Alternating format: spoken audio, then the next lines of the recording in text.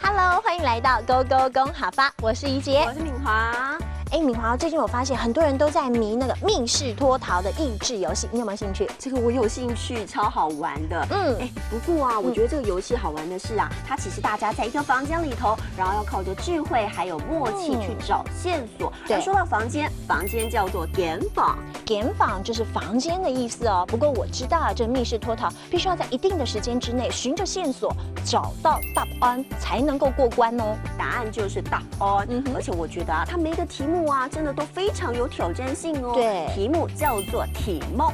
题目就是题目的意思哦。我觉得啊，这密室脱逃一定值得我们要去闯闯关。真的，我们赶快预约吧。那如果我们要教大家说呢，找到正确的答案就能过关，这句话要怎么说呢？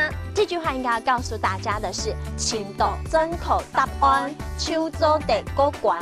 请到真口答案，手做得过关。今天 Go Go 公好法透过镜头，我们一块去闯关喽！欢迎来到密室逃脱。等一下，我们要带你们到间房挑战，要自己找线索哟。这是你们挑战的间房。你不是说题目跟答案都在这里面吗？对，要靠你们自己去找出来哦。在哪里？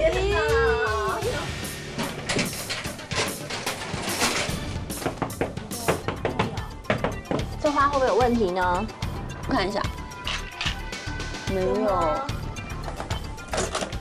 我现在来翻这个箱子。有哎！我找到答案了。在这里，在这里，快点！我觉得这次去这个密室脱逃游戏真的好刺激哦，超好玩的。而且其实我觉得我们很聪明嘛。是吗？其实我没有求救不要告诉大家。我们赶快来帮大家复习今天教的课教。好啊。首先要教大家的就是题目了。题目怎么说呢？题目就是题目。题目就是题目。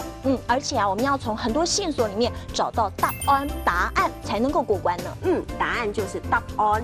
那我觉得它很有趣的是，它是在一间房间里头找线索，房间叫做间房。间房就是房间的意思。